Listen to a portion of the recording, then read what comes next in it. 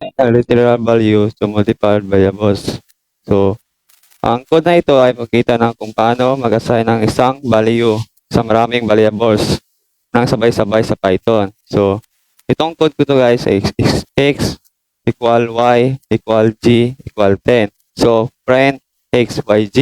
So, ang ibig sabihin nito ay ang value ng 10 ay bigay kay g, tapos kay y, at pagkatapos kay x.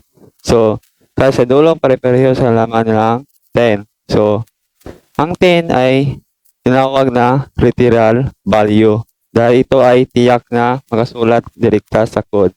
So, hindi galing sa ibang variables. So, guys. So ang x to guys is 1 sa 10 equal 10.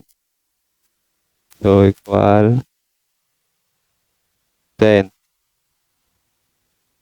So, pwede mo itong direkta x, tapos y naman agad, tapos g.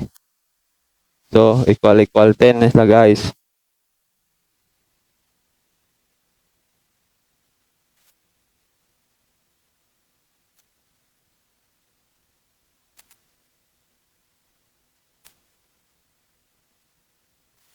So, yan. So, pare-pareho lang result guys kung magbasa ka ng Python sa code. So, binibasa din mula sa puntang kaliwa. So, una, si G ay binigyan ng 10. Ito, binigyan ng 10. So, sa panghuli, si X naman ay ginawang katumbas na kaya sa 10. So, sa pag-print nito guys, ito ang result niya. Yan, pareho-pareho ng 10. So, yan guys.